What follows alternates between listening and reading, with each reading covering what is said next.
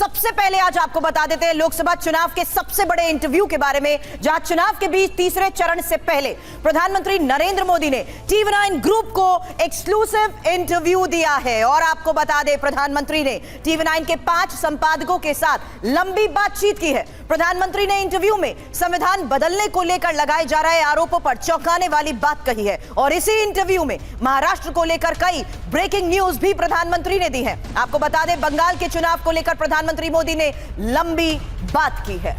और साथ ही इस इंटरव्यू के दौरान पश्चिम बंगाल की बात करते हुए एक ऐसा लम्हा भी आया जब प्रधानमंत्री मोदी भावुक हो गए। प्रधानमंत्री ने राम मंदिर को लेकर विपक्ष के आरोपों का जवाब भी दिया।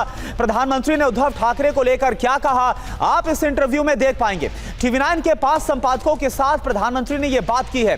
टीवी9 के दर्शक ये पूरा इंटरव्यू आज रात 8 बजे प्रधानमंत्री एंड 5 एडिटर्स में देख पाएंगे। तो आपको बता दें कि बेहद ही खास ये इंटरव्यू जो कि आज रात 8 बजे प्रसारित होगा टीवी9 भारतवर्ष पर। और इसमें प्रधानमंत्री ने राम मंदिर को लेकर साथ साथ कई जो विपक्ष की तरफ से सवाल उठाए जा रहे हैं, आरोप लगाए जा रहे हैं, उन सभी का जवाब दिया गया। यहां पर आप देखें प्रधानमंत्री एंड 5 एडिटर्स, कितना वक्त बचा है, 12 घंटे 1 मिनट का वक्त बचा है। आज रात 8 बजे आप देख पाएंगे लोकसभा चुनाव का सबसे बड़ा इंटरव्यू, प्रधानमंत्री and 5 editors round table interview, जो कि आज रात 8 बजे आप देखने वाले हैं। और अब बात यूपी के अमेठी और रायबरेली की कर लेते हैं, जहां बता दें अमेठी रायबरेली सीट को लेकर कांग्रेस में सस्पेंस है। और पार्टी अध्यक्ष खड़गे ने सोनिया गांधी से की है बात। हालांकि गांधी परिवार नहीं लड़ेगा तो खराब संदेश जाएगा, ये खड़गे की तरफ से कहा गया है।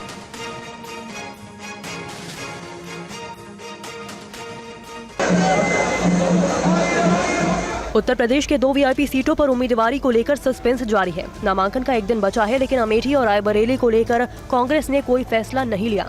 राहुल और प्रियंका गांधी ने अब तक यहां से चुनाव लड़ने की हामी नहीं भरी है। कांग्रेस के नेता और कार्यकर्ता आलाकमान के फैसले का इंतजार कर रहे हैं। देरी के चलते कांग्रेस कार्यकर्ताओं में बेचैनी बढ़ती जा रही है। कार्यकर्ता मांग कर रहे हैं कि राहुल गांधी अमेठी और प्रियंका गांधी रायबरेली से चुनाव लड़े।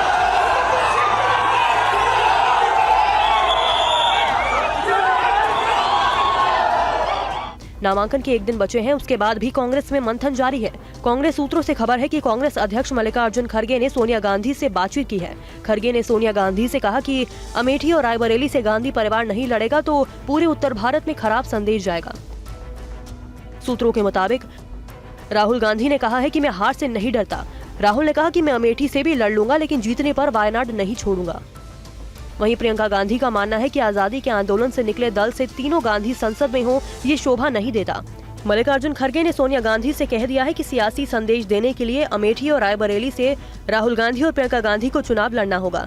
खड़गे ने कहा कि कम से कम दोनों में से कोई एक तो लड़े ही। खड़गे से सोनिया के बीच बातचीत के बाद अब सोनिया गांधी के वीटो का इंतजार है। अब सवाल है कि सोनिया खड़गे के हस्तक्षेप के बाद क्या राहुल और प्रियंका गांधी चुनाव लड़ने के लिए राजी होंगे? क्या राहुल या प्रियंका में कोई एक चुनाव लड़ेंगे?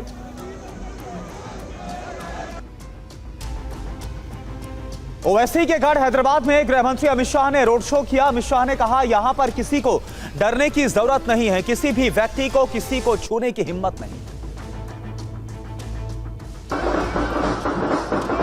गृह मंत्री अमित शाह धुआंधार प्रचार कर रहे हैं। ओवैसी के गढ़ हैदराबाद में बीजेपी उम्मीदवार माधवी लता के समर्थन में एक रोड शो के दौरान हुंकार भरते हुए कहा कि हैदराबाद में किसी को डरने की जरूरत नहीं है, किसी की आपको छूने की हिम्मत नहीं है। मैं तय कर जाता हूँ, किसी को डर रखने की जरूरत नहीं है, किसी की हिम्मत नहीं है हैदराबाद के एक भी व्यक्ति को हाथ लगाने। इस बार मुक्त मन से मतदान करिए,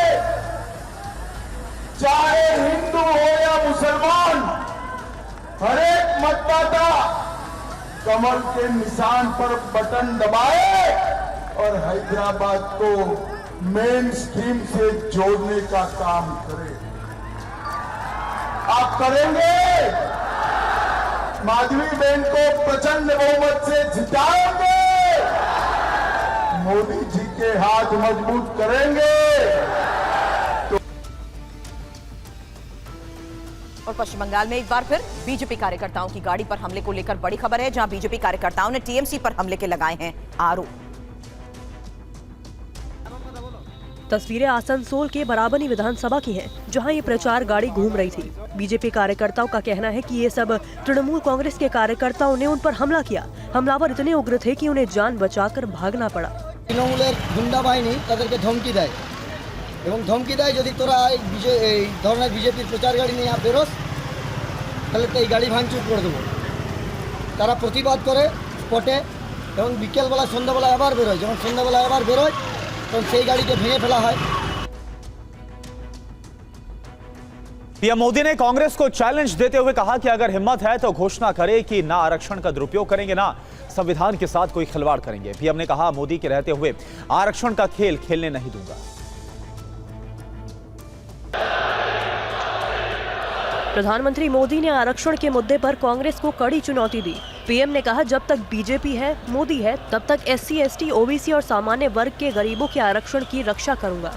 कांग्रेस वाले उनकी जमात कान खोल के सुन ले, ये मोदी है, मोदी जब तक जिंदा है मैं तुम्हें कभी भी धर्म के आधार पर आरक्षण का खेल खेलने नहीं दूंगा। मैं आज कांग्रेस के शाहजादे को, कांग्रेस पार्टी को और कांग्रेस के सारे गाजे बाजे बजाने वाली जमात को चुनौती देता हूं, अगर उनमें हिम्मत है तो घोषणा करें कि वे कभी भी धर्म के आधार पर न आरक्षण का दुरुपयोग करेंगे, न संविधान में खिलवाड़ करेंगे, न ही धर्म के आधार पर किसी को आरक्षण देंगे। घोषणा करो, हिम्मत हो तो। नहीं करेंगे क्योंकि दाल में कुछ काला है। गृह मंत्री अमित शाह ने कर्नाटक के जेडीएस सांसद प्रज्वल रेवन्ना से जुड़े यौन शोषण मामले में कांग्रेस को जवाब दिया। शाह ने कहा, आपकी सरकार है, कार्रवाई आपको करनी थी। कर्नाटक में जेडीएस सांसद प्रज्वल रेवन्ना पर यौन शोषण के आरोप लगने के बाद कांग्रेस बीजेपी पर हमलावर है। अमित शाह ने रेवन्ना प्रकरण पर जवाब देते हुए कहा कि कोई भी महिला के साथ अत्याचार करेगा, उसके साथ बीजेपी नहीं रह सकती। सुन लो सिद्धरामैया जी, डीके शिवकुमार जी, सरकार आपकी है, कांग्रेस पार्टी की है। कदम उठाना था तो आपको उठाना था। आपने जब तक वोकल लीगा बेल्ट का चुनाव न हो कोई कदम नहीं उठाया, राजनीति करी, उनको भागदार जाने दिया। अरे हिम्मत है तो सच बताइए। अमित शाह ने कर्नाटक में सूखे का पैसा लेट से पहुंचने का कारण बताया। उप मुख्यमंत्री को गिराने में पड़े और मुख्यमंत्री टिकने में पड़े। दरख्वास्त ही लेट कर दी, 3 बार दरखास्त भेजी। पीएम मोदी ने कांग्रेस की मोहब्बत की दुकान पर तंज कसते हुए कहा कि उसे एक फेक फैक्ट्री करार दिया। गुजरात के साबरकांठा में पीएम मोदी ने कांग्रेस की मोहब्बत की दुकान पर तंज कसा। उन्होंने कहा कि मोहब्बत की दुकान में फेक सामान, फेक नारे, फेक वादे हैं। इस पार्टी और पूरा उनका इंडी गठबंधन एक फेक फैक्ट्री बन चुका है। ये कहते हैं, खुद तो बड़ी बड़ी बातें कहते हैं, मोहब्बत की दुकान, लेकिन इनकी मोहब्बत की दुकान ऐसी है जो फेक सामान, फेक नारे, फेक वादे इसको बांटने में लगी हुई है। और बड़ी खबर, पाकिस्तानी नेता फवाद चौधरी ने राहुल गांधी की तारीफ की है। फवाद ने, आपको बता दें, रीपोस्ट किया राहुल गांधी का वीडियो। पीएम मोदी को रोकना जरूरी, फवाद चौधरी ने राहुल ऑन फायर लिखा। आपने एक ट्वीट को पोस्ट किया है जिसमें आपने लिखा है राहुल ऑन फायर। सर, इस ट्वीट का आपका लिखने का क्या मतलब है? मेरा मतलब ये है कि जो भी इस वक्त भारत देश में जो इलेक्शन हो रहे हैं जहाँ पर भी एक्सट्रीमिस्टों के खिलाफ कोई बात करेगा वो बात बिल्कुल दुरुस्त है। और मेरा ख्याल है राहुल गांधी ने बड़ा अच्छा सम अप किया है इंडिया की मौजूदा सूरत हाल को और सिचुएशन को। और जाहिर है राइट्स की बात जो है वो यूनिवर्सल है, चाहे इंडिया में कोई करे चाहे पाकिस्तान में कोई करे। राइट्स के लिए इस तरह के ऊपर जो बात खड़ी होना है, जो बात जिस तरह अमीर और गरीब के फर्क को, और जिस तरह से उन्होंने राहुल ने ये बताया कि किस तरह से इंडिया की जो प्रेजेंट डिस्पोजिशन है उसमें से गरीब आदमी निकल ही गया है और सिर्फ एक कॉर्पोरेट अमीर अरबपति जो है वो एक वाता को बेच रहे हैं, वहाँ पे एक्सट्रीमिज्म को बेच रहे हैं। क्या आप राहुल गांधी को प्रमोट कर रहे हैं, ऐसा बोल रहे हैं आप? मैं तो देखिए कि मैं तो हर एक को प्रमोट करूंगा जो सही बात करेगा, चाहे वो राहुल गांधी वो बात करे, इससे पहले जो दूसरे लोग बात करते रहे हैं उनको भी प्रमोट जो है वो करेंगे। हिंदुस्तान के अंदर बहुत सहाफी हैं जो बहुत अच्छी बात करते हैं और उनको मैं प्रमोट करता हूँ। राहुल गांधी की सरकार आनी चाहिए? मेरे ख्याल में इस वक्त बीजेपी की सरकार नहीं आनी चाहिए, मोदी को रोकना जरूरी है, तो उसके बाद जो मर्जी आ जाए। पाकिस्तान के एक पूर्व मंत्री के राहुल गांधी को समर्थन करने की बात पर अब बीजेपी हमलावर है। बीजेपी प्रवक्ता शहजाद पूनावाला ने क्या कहा, याद देखिए। क्या पाकिस्तान का हाथ कांग्रेस के साथ और कांग्रेस की बात पाकिस्तान के साथ? अब पाकिस्तान भी कांग्रेस को प्रमोट कर रहा है, पाकिस्तान के नेता कांग्रेस को प्रमोट कर रहे हैं। हो सकता है इसलिए क्योंकि 26/11 के बाद पाकिस्तान को मोस्ट फेवर्ड नेशन स्टेटस दिया गया था, उन पर सर्जिकल स्ट्राइक नहीं किया गया जैसे उरी के बाद किया गया, बालाकोट नहीं किया गया पुलवामा के बाद, जब ऐसे हमले कांग्रेस के ज़माने में होते थे। आज बालाकोट किया गया तो उस पर सबूत मांगे गए कांग्रेस के द्वारा, जो पाकिस्तान भी मांग रहा था। सवाल ये पैदा होता है कि मुस्लिम लीग का मैनिफेस्टो तो हमने देख लिया, कांग्रेस पार्टी ने निकाला, शरिया की बात भी कर ली, वोट जिहाद भी कह दिया। अब मुस्लिम लीग ही बनती जा रही है क्या कांग्रेस पार्टी? वही मुस्लिम लीग जिसने पाकिस्तान को एक प्रकार से जन्म दिया। तो मुस्लिम लीग मैनिफेस्टो से लेकर अब कांग्रेस पार्टी मुस्लिम लीग बन रही है और पाकिस्तान के नेता, पाकिस्तान के लीडर स्वागत कर रहे हैं, प्रमोट कर रहे हैं राहुल गांधी को। प्रधानमंत्री मोदी ने आतंकवाद के बहाने कांग्रेस पर प्रहार किया। पीएम ने कहा पहले की सरकार पाकिस्तान को डोजियर भेजती थी, लेकिन अब आतंक के आकाओं को डोजियर नहीं डोज दी जाती है। आज भारत घर में घुसकर मारता है। साथियों, 10 साल पहले तक देश आतंकवाद की आग में जल रहा था और कांग्रेस, पता था पड़ोसी देश आतंकवादी एक्सपोर्ट कर रहा है और उनका यही बिजनेस है आतंकवाद एक्सपोर्ट करना। और जब आतंकवादी आते थे, बहुत बड़ी घटना करते थे, मुंबई में 26/11 कर दिया, हिंदुस्तान के अलग अलग कोने में बम धमाके होते रहते थे, लोग मर रहे थे। कश्मीर में आए दिन हमारे वीर जवान शहीद होते रहते थे और उस समय की कमजोर सरकार क्या करती थी? डोजियर भेजती थी, जानकारियां, उनकी फोटो ये सब भेजते थे, ये आपके यहां से आए थे, उन्होंने किया। और कांग्रेस पाकिस्तान से कहती थी कि बताओ भाई साहब, हम पर बम क्यों फोड़ते हो? वो भी एक जमाना था, डोजियर भेजते थे। आज का भारत आतंक के आकाओं को डोजियर नहीं, डोज देता है और घर में घुस करके मारता है।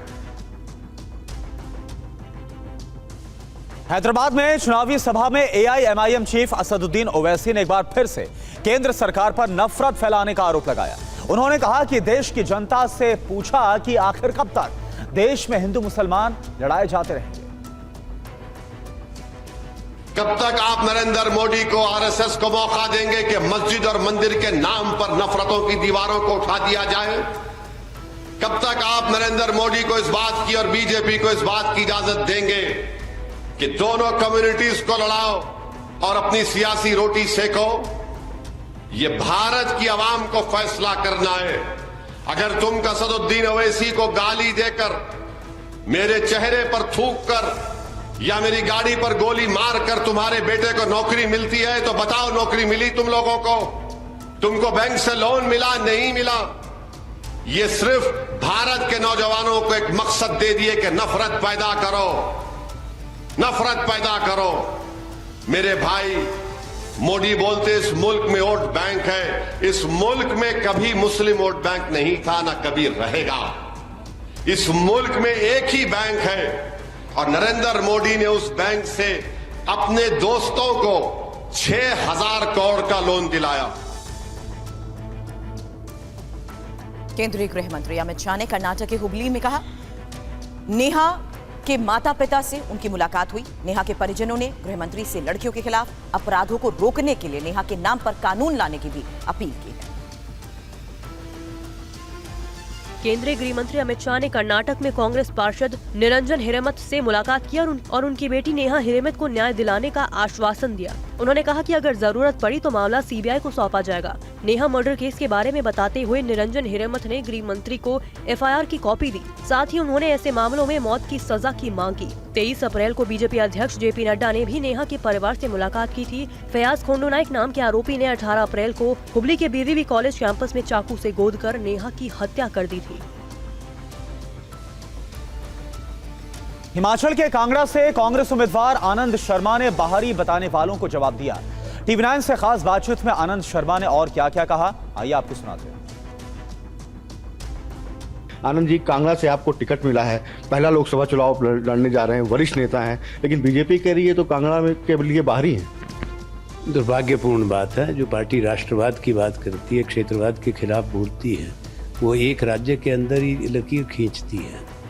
हिमाचल मेरी जन्मभूमि और कर्म भूमि है। शिमला में मैं पैदा हुआ, पालन पोषण, पढ़ाई लिखाई, और हिमाचल के चप्पे चप्पे मैं बचपन से वाकिफ हूँ। उसके बाद मैं छात्र आंदोलन में रहा, हिमाचल में NSY का, और राष्ट्रीय स्तर पर भी संस्थापकों में से, फाउंडर्स में से।